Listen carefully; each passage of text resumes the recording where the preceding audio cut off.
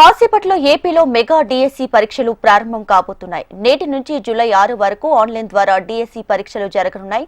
ఈ mega DSC ద్వారా మొత్తం 16,347 పోస్టుల భర్తీ కోసం నోటిఫికేషన్ రిలీజ్ చేసింది ప్రభుత్వం. 3,35,401 మంది అభ్యర్థులు దరఖాస్తు చేసుకున్నారు. ఇవాల్టి నుంచి మెగా డిఎస్సి పరీక్షలు ప్రారంభం కానున్న నేపథ్యంలో ఏపీ ప్రభుత్వం అన్ని ఏర్పాట్లు చేసింది. రాష్ట్ర వ్యాప్తంగా 12 కేంద్రాల్లో ఈ పరీక్షలను నిర్వహిస్తున్నారు. ఉదయం 9:30 నుంచి 12 గంటల వరకు, అలాగే మధ్యాహ్నం 2:30 గంటల నుంచి 5 గంటల వరకు పరీక్షలు జరుగుతాయి. గంటన్నర ముందే పరీక్ష కేంద్రంలోకి అభ్యర్థులు రావాలని అధికారులు తెలిపారు. ఈ పరీక్షలకు నిమిషం నిబంధనను అమలు చేయనున్నారు.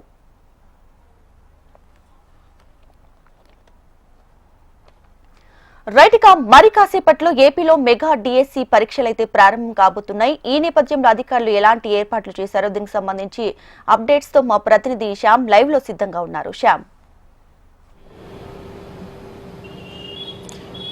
Good morning. ఈరోజు చూసుకుంటే రాష్ట్ర వ్యాప్తంగా అంటే సుదీర్ఘకాలంగా ఎదురు చూస్తున్న ఉపాధ్యాయ పోస్టులకు సంబంధించి డిఎస్సిని నోటిఫికేషన్ ఇటీవల మన రాష్ట్ర ప్రభుత్వం అనేది విడుదల చేసింది. దీంతో ఎంతో కాలంగా ఈ డిఎస్సి ఉపాధ్యాయ పోస్టుల కోసం ఎదురు చూస్తున్న వాళ్ళందరికీ కూడా ఇది ఒక పండగ దినంగా చెప్పవచ్చు. నోటిఫికేషన్ విడుదలతో పాటు నేటి నుంచి కూడా దానికి సంబంధించిన పరీక్షలు ప్రారంభం కాబోతున్నాయి. మొత్తం 30 రోజుల పాటు ఈ పరీక్షలు జరుగుతున్నాయి.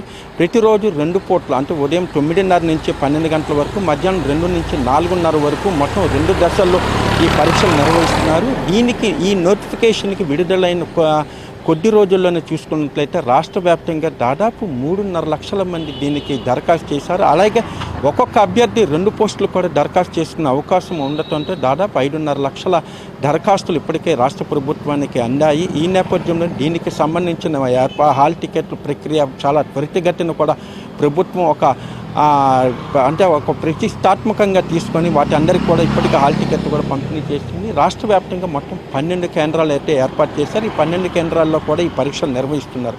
మొత్తం చూసుకున్నట్లయితే దాదాపు 16,347 పోస్టులకి సంబంధించి నోటిఫికేషన్ అయితే విడుదల చేశారు. గతంలో చూసుకుంటే గత 5 సంవత్సరాల్లో కూడా ఈ డిఎస్సి నోటిఫికేషన్ అనే కోసం నిరుద్యోగులు ఎంతో ఎదురు చూశారు. అయినప్పటికీ వారి ఆశ అడియాస అయింది.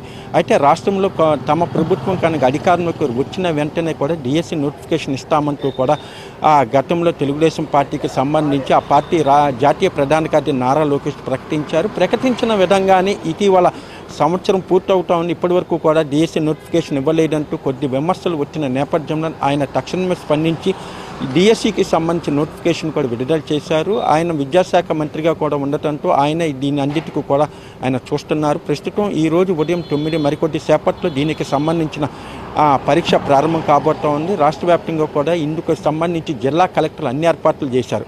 1 నిమిషం నిబంధన కూడా ప్రస్తుతం దీన్ని అమలు చేస్తున్నారు. గంటన్నర ముందుగానే అభ్యర్థులందరూ కూడా పరీక్షా కేంద్రాలకు చేరుకోవాలని ఇప్పటికే ఆదేశాలు ఇచ్చారు.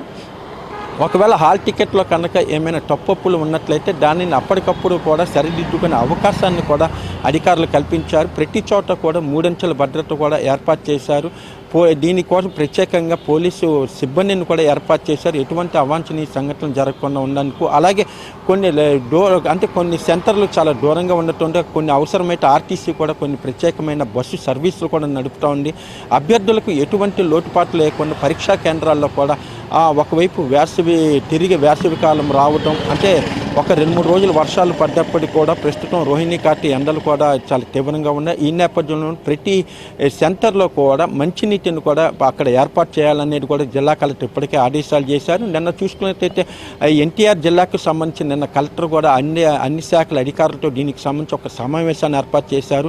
సమావేశంలో మాత్రం ఎటువంటి ఏర్పాటు చేయాలి, ఎక్కడ ఎటువంటి లోటుపాట్లు రాకుండా చూడాలన్నారు. అలాగే ఎన్టీఆర్ జిల్లాకు సంబంధించి ఒక 2 సెంటర్లు తెలంగాణలో కూడా ఏర్పాటు చేశారు. కాబట్టి అక్కడ కూడా ఇక్కడి నుంచి అధికారులు అక్కడ పంపించి అక్కడ ఏర్పాట్లు కూడా జిల్లా కలెక్టర్ సమీక్షిస్తున్నారు. మొత్తంగా చూసుకున్నట్లయితే ఇది ఒక పండగ అనేది మాత్రం ఖచ్చితంగా చెప్పవచ్చు నిరుద్యోగులకి. Right Shyam, thanks for the latest updates.